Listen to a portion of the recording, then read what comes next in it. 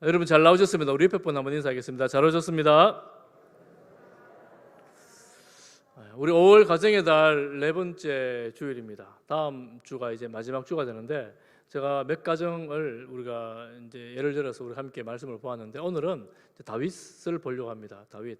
오늘 중고등부 아이들 너무너무 잘 왔어요.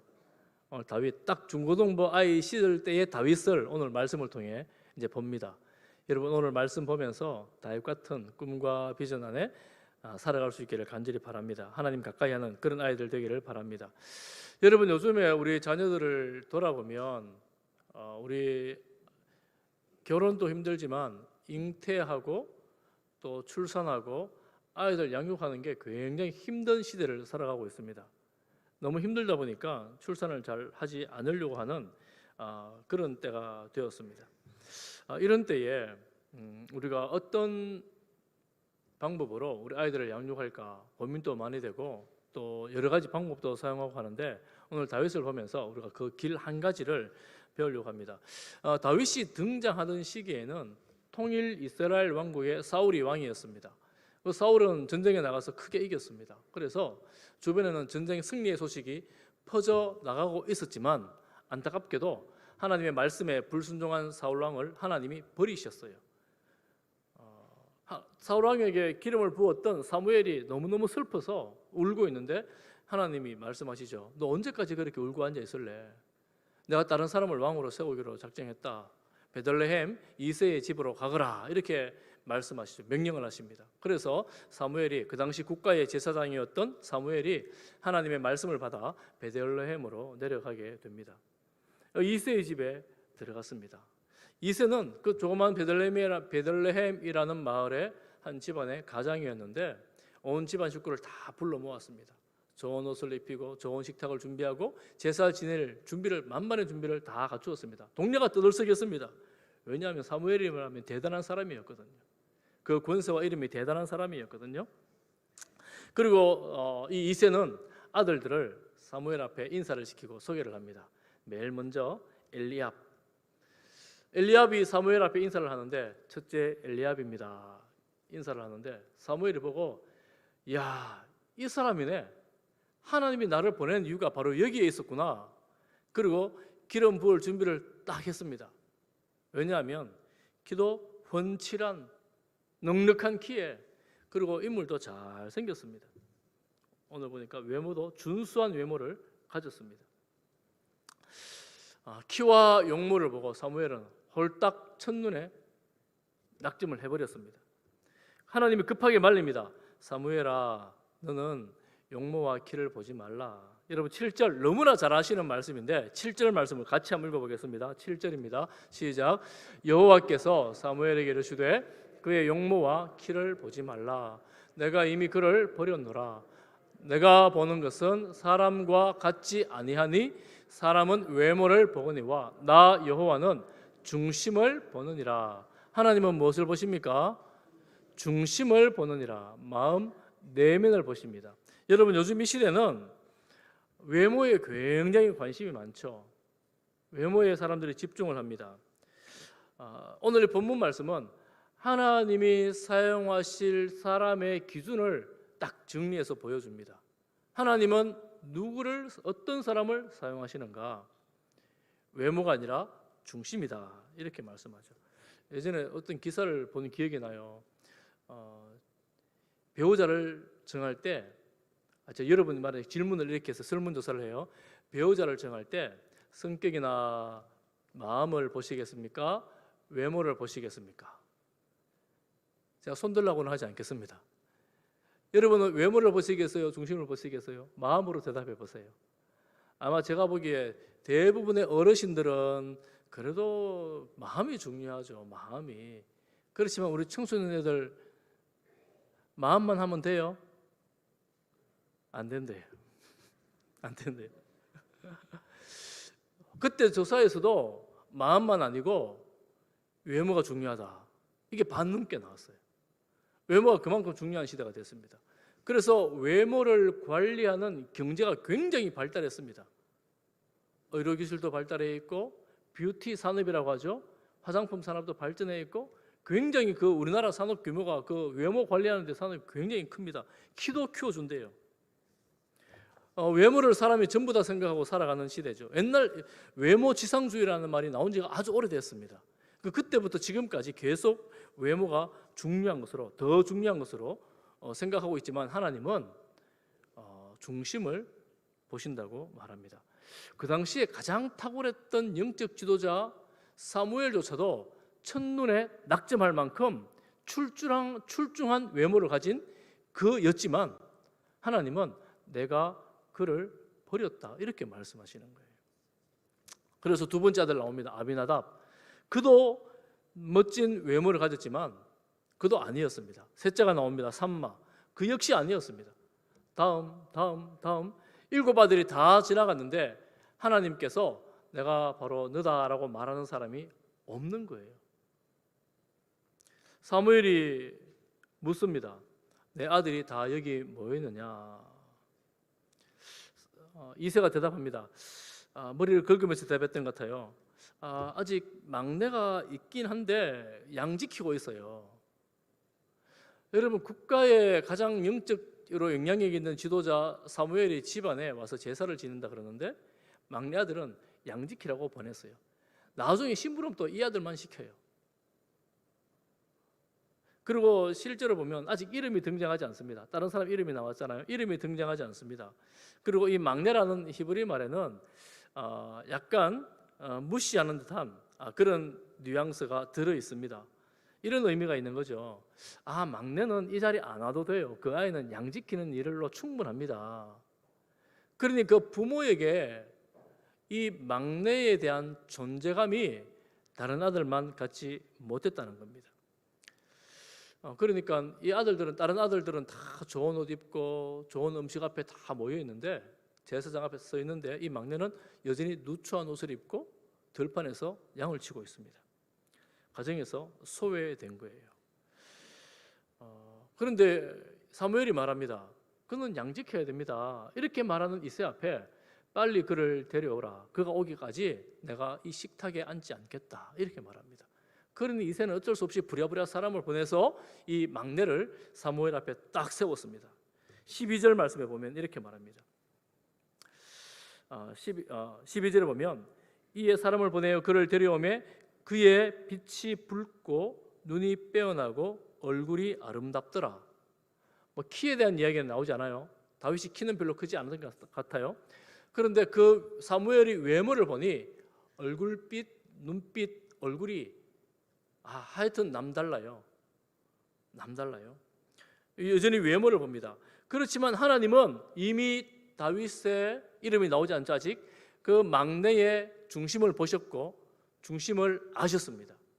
그리고 하나님 말씀하십니다. 이 아이가 바로 내가 말하던 그 아이다. 그에게 기름을 부어라.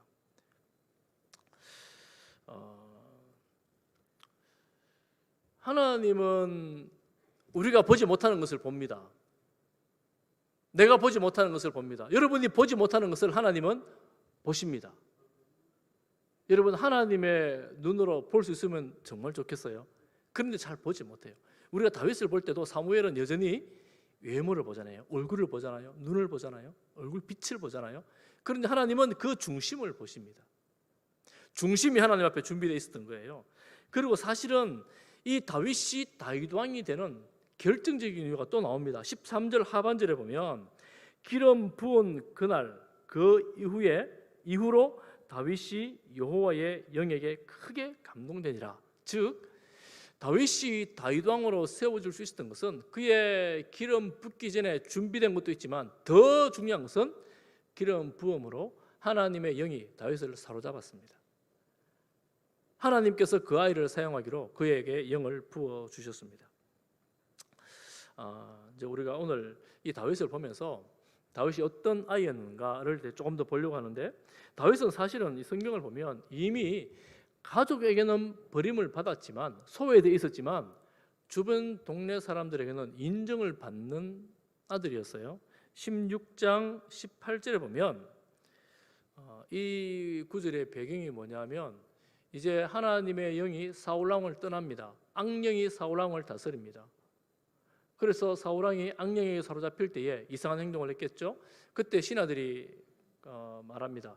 수금 잘 타는 사람을 불러 오면 악령이 왕을 사로잡을 때 수금을 타면 악령이 떠나갈 것입니다. 왕이 동의하고 또 수금 잘 타는 사람이 누군지를 찾는 중에 이 말씀이 나옵니다. 소년 중 한 사람이 대답하여 이르되 내가 베들레헴 사람 이새의 아들들을 봤는데 수금을 탈 줄 알고 용기도 있고 무술이죠. 무용도 있고 구변, 말도 잘하는 거예요. 말도 잘하는 준수한 자가 있습니다. 결정적으로 여호와께서 그와 함께 계십니다. 다윗을 말하는 거예요. 주변 사람들은 다윗이라는 사람에 대해서 이렇게 말합니다. 이미 알았어요. 아니 집에서는 소외가 됐는데 어떻게 주변에서는 이렇게 알 수 있을까? 아마 양치기들 중에서 소문이 났겠지요. 그리고 그 소문이 들렸겠지요. 그래서 이날부터 다윗은 낮에는 아버지 심부름으로 양을 치고 혹밤을 치고 밤에도 양을 치고 왕궁에서 호출이 있으면 왕 옆에서 수금을 타는 그런 일을 하게 되었습니다. 그러니 다윗은 이미 좀 알려진 그런 소년이었습니다. 그리고 우리가 잘 아는 사건 한 가지가 또 있어요. 전쟁이 났습니다. 블레셋이 이스라엘을 공격합니다. 블레셋의 장군 이름이 우리가 잘 아는 누구요? 거인 골리앗. 거인 골리앗이 나왔습니다. 그 전쟁이 한 40일 동안 양 진영에서 대치 중입니다. 왕이 사울 왕이었죠. 이새 아버지가 그 막내 아들을 이제 전쟁터로 보냅니다. 형들의 안부를 좀 물어보고 오너라. 위에 세 형이 전쟁터에 나갔거든요. 그래서 아버지의 심부름으로 전쟁터에 나갑니다. 전쟁터에 나갔는데 보니까 저 엄청난 거인 골리앗이 하나님을 멸시하는 말을, 이스라엘의 군대를 모욕하는 말을 내뱉고 있습니다. 다윗이 깜짝 놀라가지고 사람들하고 말하는데 마침 그게 그 큰형 엘리압의 눈에 뜨였어요. 엘리압이 뭐라고 말하느냐 하면 17장 28절에 보면 큰형이 이렇게 말해요. 막내 보고. 여러분 보세요. 큰형 엘리압이 다윗이 사람들에게 하는 말을 들은지라 그가 다윗에게 노를 발해서 분노했습니다. 화가 났어요. 내가 어찌하여 이리로 내려왔느냐? 들에 있는 양들은 누구에게 맡겼느냐? 나는 내 교만과 내 마음의 완악함을 아노니, 완악함이라는 말은 죄라는 거예요. 너 마음의 죄를 아노니 네가 지금 전쟁을 구경하러 여기 왔구나. 다른 번역에는 좀 더 심하게 번역한 번역이 있어요. 이렇게 번역해 놨어요. 여러분 읽으면 안 되고 제가 먼저 볼게요. 여러분 속으로 따라 읽어보세요. 너는 어쩌자고 여기까지 내려왔느냐? 들판에 있는 몇 마리도 안 되는 그 양은 누구에게 떠맡겨 놓았느냐? 이 건방지고 고집센 녀석아, 내가 전쟁 구경을 하려고 내려온 것을 누가 모를 줄 아느냐? 좀 지나치죠. 성경에 이런 구절도 나와요. 아니 성경에 이런 구절이 나오다니. 큰형이 막내를 걱정해서 하는 이야기가 아니라는 것을 단번에 알 수 있습니다. 큰형이 평소에 막내를 어떻게 생각하고 있었는지 알 수 있죠. 어떤 아이로 알았어요? 막내를 건방지고 교만하고 완악하고 고집센 그런 아이로 이 다윗을 알고 있었던 거예요. 그러니 지 할 일도 제대로 안 하고 전쟁을 구경하러 온 그런 동생이라고 혼내고 있는 겁니다. 다윗이 딱 한마디 합니다. 내가 어찌 이유 없이 왔겠습니까? 그리고는 돌아서서 골리앗 앞에 나가려고 막 길을 씁니다. 사람들이 이 다윗을 이 사울 왕 앞에 데려가죠. 뭐 골리앗 앞에 서겠다 하니까 사울 앞에 들어갑니다. 벌벌 떨고 있는 이스라엘 군대, 대책 없는 사울 왕, 그 앞에 다윗이 섰습니다. 아직 청소년이어서 여러분 만한 때였어요. 10대였습니다. 여러분 만한 때에 왕 앞에서 아주 당돌하게 말을 합니다. 어떻게 말하느냐 하면 사무엘상 17장 34절에 보면 다윗이 사울에게 말합니다. 주의 종이 아버지의 양을 지킬 때에 사자나 곰이 와서 양떼에서 새끼를 물어가요. 양을 지키다 보면 사자도 오고 곰도 와요. 새끼를 물어가요. 그러면 다윗이 어떻게 하느냐? 35절 같이 한번 볼까요? 시작. 내가 따라가서 그것을 치고 그 입에서 새끼를 건져내었고 그것이 일어나 나를 해하고자 하면 내가 그 수염을 잡고 그것을 쳐 죽였나이다. 여러분, 요만한 우리 10대 아이가 사자하고 곰하고 싸웠어요. 그 사자 수염 잡고 막 흔들어가지고 그 사자를 확 죽여버렸대요. 이게 무슨 삼손도 아닌데 과장했던 표현일까요? 너무 당돌하지 않아요? 이런 당돌함이 그 형들에게는 별로 사랑스럽지 않았을지도 모르겠어요. 왕 앞에서 너무 당돌하게 당당하게 외칩니다. 내가 사자 곰도 잡아 죽였습니다. 다윗은 양만 친 것이 아닙니다. 양을 보호하기 위해서 목숨 걸고 그 짐승들과 싸웠던 거예요. 자기 목숨을 걸고 싸웠어요. 죽였든지 안 죽었든지 그게 중요한 게 아니라 이 양을 지키는 일에 최선을 다한 겁니다. 그리고 여러분 아시는 것처럼 다윗이 골리앗을 무너뜨릴 때 무기가 뭐예요? 무기가 뭐였어요? 물맷돌이에요. 돌 넣어가지고 막 돌려가지고 딱 맞히는 겁니다. 여러분 놀이공원에 가면 이 총 쏘는 거 있잖아요. 인형 떨어뜨리는 거 있잖아요. 한 몇 번 정도 맞출 수 있는 인형 떨어뜨릴 수 있어요? 맞출 수 있어요? 인형 떨어뜨려 본 사람? 주에만 떨어뜨려 봤는데 대단한 실력이에요. 아무도 못 떨어지잖아요. 그것도 하나 맞추려고 그러면 떨어뜨리려고 그러면 아주 힘들어요. 여러분 물맷돌 하나 돌려가지고 이 장군의 투구의 빈자리 정면에 그 빈자리 맞출 수 있는 확률이 얼마나 될까요? 이거 맞추려면 여러분 얼마나 돌려가지고 던져야 될까요? 다윗은 어쨌거나 백발백중입니다. 한 번에 세게 돌려가지고 딱 맞췄는데 이마에 정확하게 맞은 거예요. 그리고 그 골리앗이 큰 거인 골리앗이 무너졌습니다. 다윗은 그 양을 치면서 이 짐승하고 싸우면서 물맷돌을 수도 없이 돌려 던지면서 이미 용맹한 군인으로 어린 소년 다윗이 용맹한 군인으로 준비되어 있던 거예요. 그러니까 그 광야는 다윗에게 훈련의 장이었습니다. 그만큼 노력하고 훈련했어요. 아마 그래 이런 소문 났을 거예요. 아마 그 당시 목동들 사이에서 양 제일 잘 지키고 제일 잘 치는 사람이 누구냐 그러면 다른 목동들이 다윗이요. 제가 좀 잘해요. 요즘 말로 하면 양 치는데 최고의 전문가가 된 겁니다. 소문난 전문가가 된 거예요. 그 자리에 명성이 있는 거예요. 제가 이 말씀을 묵상하면서 오늘 청춘 아이들 정말 잘 왔어요. 우리 성도들이 어떤 삶을 살아야 되느냐 하면 내가 모든 일을 다 잘할 수는 없어도 다 잘할 수 없잖아요. 그렇지만 내가 해야 하는 일, 내가 어떤 기술적인, 직업적인 혹은 어떤 분야에 있어서 여러분 그 일에 다윗이 양치기를 할 때 최선을 다했던 것처럼 최선을 다해서 그 분야에서는 여러분 이름을 나타낼 수 있기를 축복합니다. 열심히 해야 돼요. 밤낮 열심히 일했던 것처럼 열심히 해야 돼요. 최고가 되는 거예요. 제가 이제 주변 이제 신방하고 이야기를 들으면서 안타까운 이야기가 이런 겁니다. 가끔씩 사장님들 만나서 이야기하면 저 친구 내가 정말 신앙이 좋아서 사용하고 또 우리 직장에서 같이 일하고 싶은데 실력이 남보다 좀 못해요. 이런 이야기를 들으면 마음이 너무너무 아파요. 신앙은 좋은데 실력이 못하대요. 얼마나 안타깝습니까? 하나님 앞에서 신앙적으로 준비될 뿐만 아니라 이 다윗처럼 실력으로도 준비돼서 하나님 쓰고자 할 때에 바로 탁 보여지는 그런 성도들로, 그런 우리 청소년들, 직장인들로 살아갈 수 있기를 축복합니다.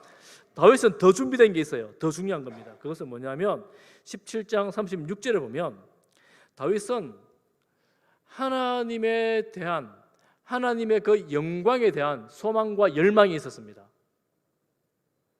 주의 종이 사자와 곰도 쳤은즉 살아계시는 하나님의 군대를 모욕한 이 할례받지 않은 블레셋 사람이리이까 그가 짐승의 하나같이 되리이다. 뭐예요? 죽을 겁니다. 내가 저 골리앗을 죽일 겁니다. 지금 화가 나 있는 거예요. 왜 화가 났어요? 아니 저 골리앗이 하나님의 이름을 멸시하고 하나님의 이름을 모욕하는 거예요. 그래 하나님의 이름에 대한 영광이 가득한 그 마음이 참지를 못하는 거예요. 아니 저 할례받지 않은 이방인, 네가 하나님 모르는 네가 어떻게 그렇게 하나님의 이름을 모욕할 수 있느냐 이러면서 내가 너 죽여버리겠다 이런 결의로 가득 차 있는 겁니다. 지금 하나님의 이름을 경외하는 그 열망이 있었어요. 또 한 가지가 되어 있습니다. 하나님께서 나를 구원하신다는 확실한 신뢰함이 있었습니다. 17장 37절 우리 같이 한번 읽어보겠습니다. 시작. 또 다윗이 이르되 여호와께서 나를 사자의 발톱과 곰의 발톱에서 건져 내셨은즉 나를 이 블레셋 사람의 손에서도 건져 내시리이다. 사울이 다윗에게 이르되 가라, 여호와께서 너와 함께 하시기를 원하노라. 여러분 한번 보세요. 이 소년 10대 이 다윗이 왕 앞에서 큰 소리를 뻥뻥 치고 있습니다. 하나님의 이름을 멸시하는 저 그인, 내가 평소 죽였던 그 짐승처럼 죽여버릴 겁니다. 그렇지만 하나님이 저 곰 사자에게서 나를 보호해 주시는데 저 거인으로부터 나도 보호해 주실 겁니다. 보호해 주실 겁니다. 너무 당차게 큰 소리를 치니까 사울 왕이 그래 가라 가라 이렇게 말하죠. 그러니까 나가게 되는데 준비된 군복이 없죠. 그냥 나갑니다. 돌 들고 나갑니다. 그걸 어떻게 해요? 결국은 그렇게 나가서 한 번에 무너뜨리고 칼도 없었는데 그 골리앗의 칼을 빼서 이 골리앗의 목을 쳐버리잖아요. 여러분 끔찍하지 않습니까? 얼마나 끔찍해요. 그 소년이 그 장군의 목을 쳤다고 생각해 보세요. 얼마나 끔찍합니까? 여러분 지금 목치라면 누가 어떻게 목치겠어요? 그 정도로 용맹스러운 다윗이었습니다.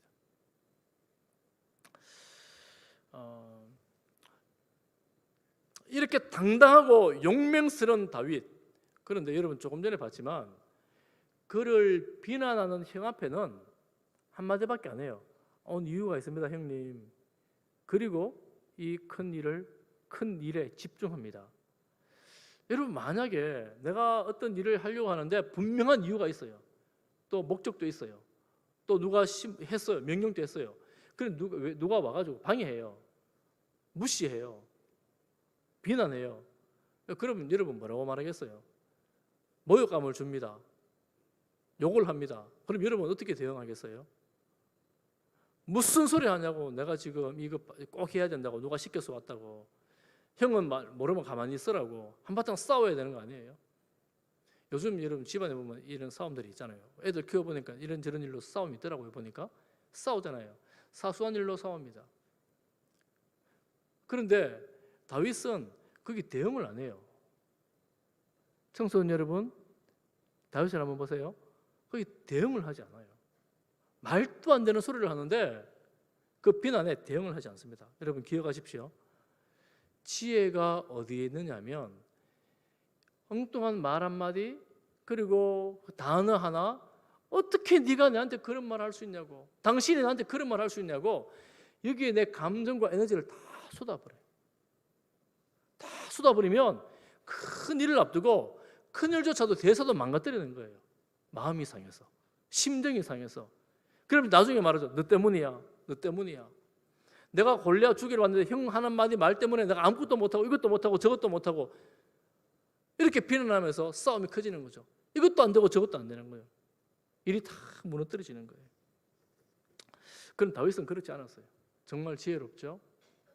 참 지혜롭습니다. 뭐가 더 중요한지를 볼 줄 아는 분별력이 있었던 거예요. 뭐가 더 중요한가. 여러분 우리에게 이런 지혜를 주시기를 소망합니다. 여러분 이런 지혜를 가지시기를 축복합니다. 더 중요한 것이 무엇인지를 알아야 돼요. 정말 멋지지 않아요, 다윗? 당당할 때 당당하고, 내가 누구와 싸워야 되는지를 알고, 누구하고 대응해야 되는지를 알고, 피할 자리를 피할 줄 아는 이 지혜와 분별력과 당돌함, 당당함, 담대함, 멋진 아이 아닙니까? 저는 우리 교회 모든 청년들이, 청소년들이 이러기를 축복합니다. 이런 당당함으로 자랐으면 좋겠어요. 그럼 누가 이 다윗을 이렇게 키웠을까요? 누가 키웠을까요? 다윗의 부모님. 그렇죠, 부모님. 다윗 아버지의 이름이 무엇입니까? 이세. 다윗 어머니의 이름이 무엇일까요? 혹시 다윗 어머니의 이름 아시는 분? 여러분 지금 오랫동안 수십 년 교회 오고 설교 듣고 다윗 이야기 들었잖아요. 혹시 다윗 어머니 이름 아시는 분? 말씀이 없으시네요. 다윗 아버지는 보니까 이미 다윗을 이렇게 좀 갈로 밖에 둔 것 같아요. 이미. 그 다윗 어머니는 성경에 아쉽게도 이름이 나오지 않습니다. 우리가 다윗 어머니 이름 모르는 이유가 있어요. 이름이 안 나오거든요. 이름이 안 나와요. 아니 이 이스라엘 왕 다윗 왕의 어머니 이름이 안 나오다니. 나오지 않아요. 성경 몇 군데 힌트가 있습니다. 시편 27편 10절에 보면 다윗이 전쟁에 나가면서 하나님께 기도하는데 이렇게 기도해요. 내 부모는 나를 버렸으나 여호와는 나를 영접하시리이다. 세 번역에서는 이렇게 번역합니다. 나의 아버지와 어머니는 나를 버려도 주님은 나를 돌보아 주십니다. 다윗의 마음에 큰 상처가 있었습니다. 부모님으로부터 버림받은 상처입니다. 여러분 만약에 부모님이 나를 버렸어요.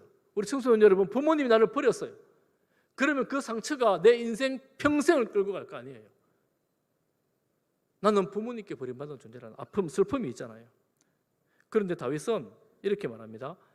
주님이 나를 돌보아 주십니다. 그러면 다윗이 신앙이 정말 어디에서 왔을까? 다윗이 곤고한 중에 하나님께 나아갑니다. 시편 86편 16절에 보면 힌트가 한 구절 나옵니다. 하나님께 기도합니다. 내게로 돌이키사 내게 은혜를 베푸소서. 주의 종에게 힘을 주시고 주의 여종의 아들을 구원하소서. 주의 여종의 아들은 다윗 자신을 말합니다.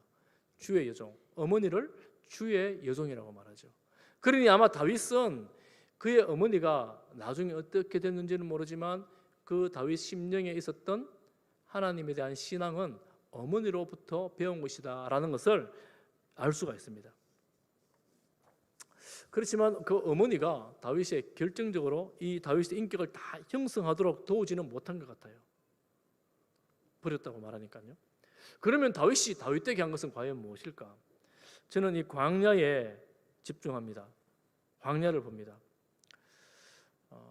이 광야, 들판, 양치는 자리, 그 광야는 두려움의 자리입니다. 시험이 많은 자리예요. 유혹이 있는 자리입니다. 실족할 수 있는 자리입니다. 광야를 좋아하는 사람은 없습니다. 모두가 광야를 싫어합니다. 힘들거든요. 고통스럽거든요. 아이에게, 여러분 10대 아이에게 이 광야는 위기의 자리입니다. 아마 요즘 같으면 방임죄로 걸릴 거예요. 방임죄로 아이를 10대 아이를 저기 그냥 버려두다니. 여러분 이 위기라는 말은 위험도 있고 기회도 있습니다. 그러니 이 위기를 어떻게 내가 지낼 건가? 그 위기를 구원이라고 쓰고 구원의 길이라고 얘기하고 갈 것인지, 멸망이라고 쓰고 멸망의 길을 갈 것인지는 그 위험 속에 있는 그 자신이, 그 인생을 그 자신이 어떻게 바라보는지에 달려 있습니다. 혹시 여러분 지금 여러분 삶이 내가 지극히 위험하고 또 위기다라고 생각하시는 분이 계시거든. 여러분 한번 잘 생각을 해보십시오. 위기가 기회가 될 수가 있습니다. 어떻게 해요? 그 공간을 채우시는 분을 바라보는 거예요. 이 공간에 누가 계시는가? 이 광야에, 이 넓고 막막한 광야에 아무것도 없는데 눈에 보이지 않는 그분이 함께 계시다 하는 사실을 알고 그분을 바라보기 시작할 때 그 공간은 하나님을 만나는 자리가 될 수 있습니다. 하나님의 구원을 경험하는 자리가 될 수 있습니다. 광야가 내 인생의 새로운 해석이 될 수 있는 자리가 될 수가 있습니다. 그리고 새로운 존재로 훈련의 장이 될 수도 있습니다. 여러분 이스라엘 보십시오. 이스라엘은 40년 동안 광야를 지냅니다. 광야에서 온갖 경험을 다 하잖아요. 모세를 보십시오. 40년을 미디안 광야에서, 그리고 또한 나머지 40년은 이 여러 광야를 다니면서 지냈죠. 예수님은 광야 40일 동안, 광야에 40일 동안 금식하며 기도하셨잖아요. 그리고 다윗은 이 시간을 지나서 또다시 수없는 시간을 광야에서 헤맵니다. 온갖 위기를 다 넘깁니다. 밤낮으로 양을 지키면서 훈련했어요. 물맷돌을 수도 없이 던졌고 또 짐승과 싸울 힘도 길렀고 또 밤에는 저 별을 보면서 시를 짓고 노래를 불렀어요. 수금을 타면서 노래를 부릅니다.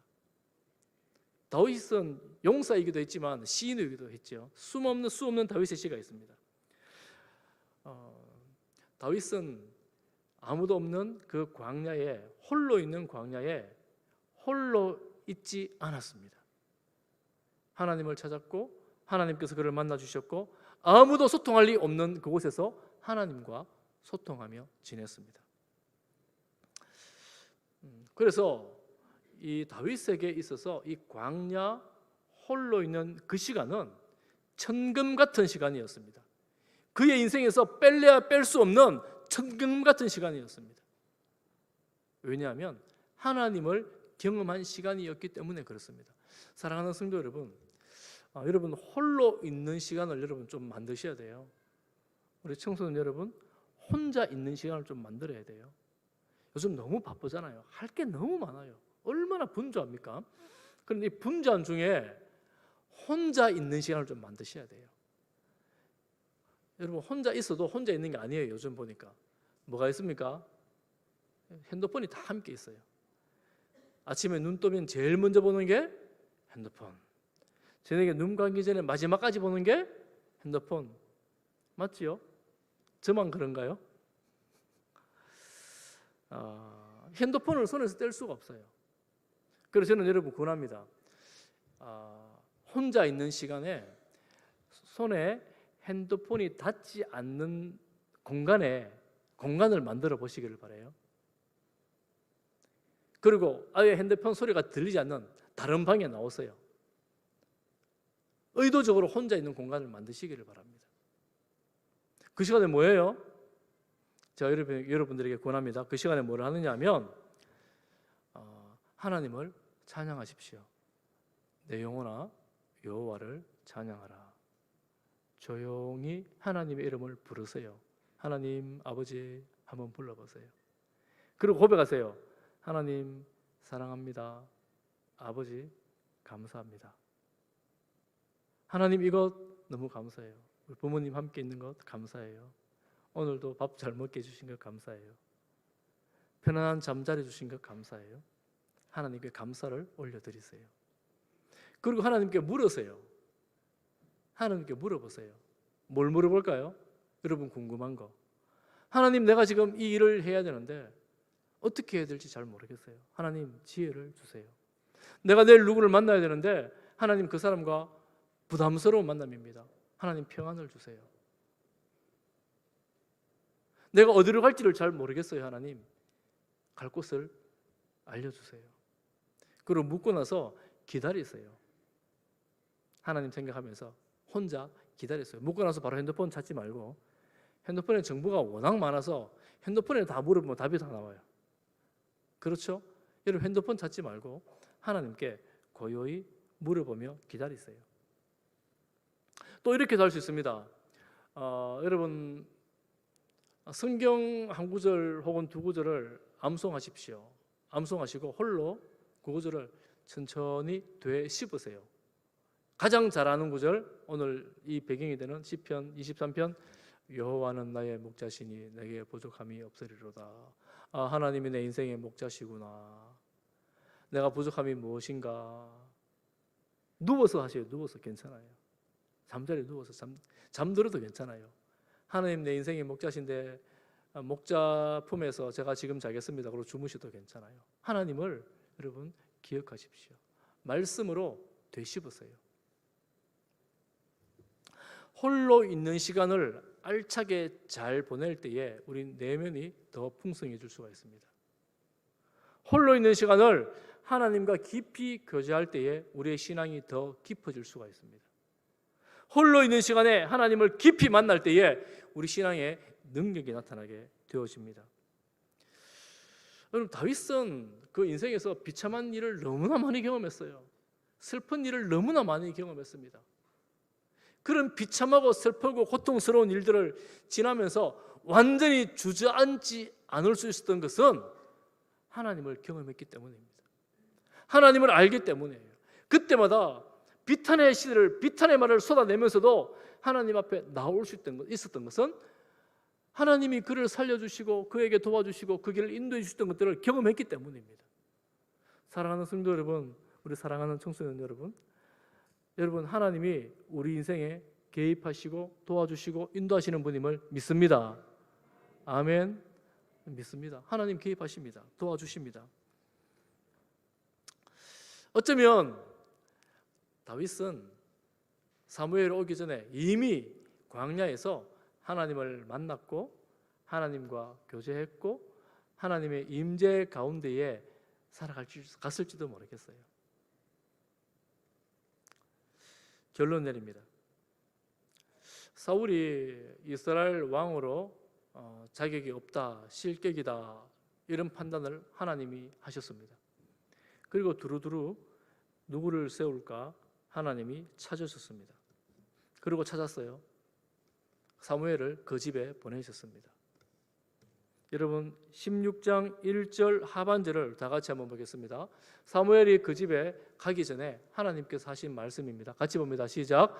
내가 너를 베들레헴 사람 이새에게로 보내리니 이는 내가 그의 아들 중에서 한 왕을 보았느니라 하시는지라. 들판에 있는 목동 다윗을 보고 하나님이 무엇이라고 말씀하십니까? 한 왕을 보았다 이렇게 말씀하십니다.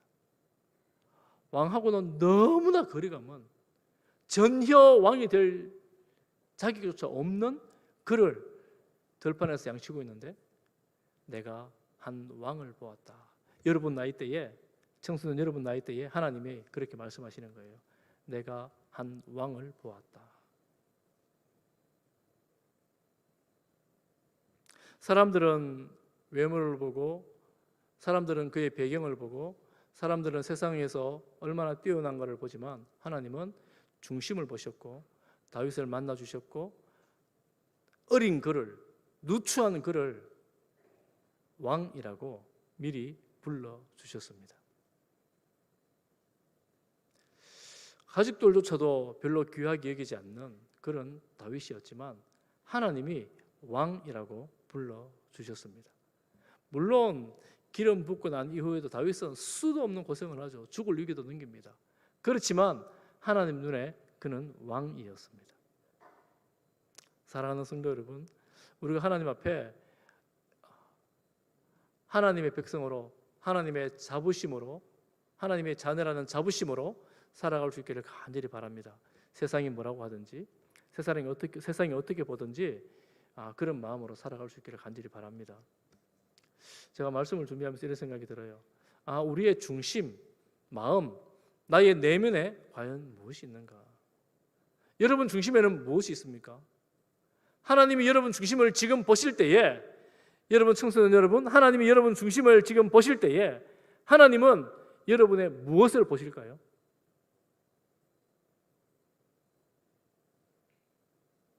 저는 우리 온 성도들, 우리 다음 세대, 우리 집안의 자녀들, 우리 온 성도들의 가정의 자녀들이 하나님이 중심을 보실 때에 그래 됐다, 너다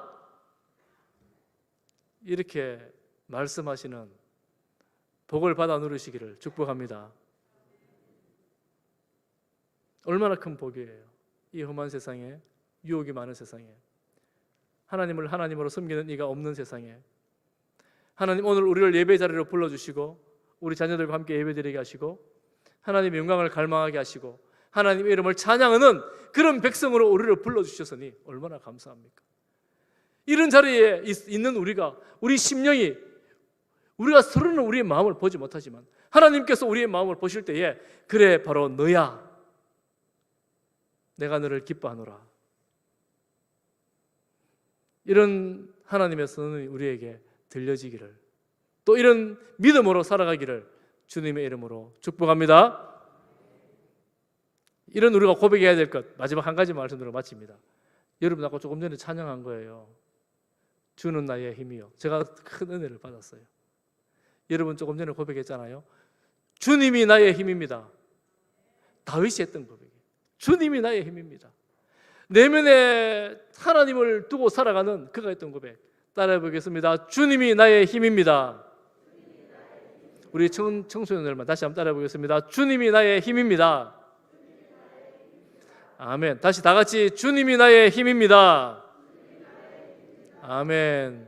날마다 우리가 주님이 나의 힘이라고 고백하는 우리 성도들 되시기를, 우리 자녀들 되시기를 축복합니다. 기도하겠습니다. 사랑하는 하나님 아버지, 우리 인생의 목자가 되시는 하나님 아버지, 지금까지 우리 인생을 인도해 오셨고 우리 다음 세대 자녀들을 인도하신 것을 감사합니다. 우리가 주님이 나의 힘이라고 고백하며 우리 내면에, 우리 중심에 우리 주님을 모시고 살아갑니다. 주여, 우리가 선한 양이 되어 주님의 말씀을 잘 따르며 순종하는 그런 성도들, 제자들, 자녀들 되게 하여 주옵소서. 예수님 이름으로 기도하옵나이다. 아멘.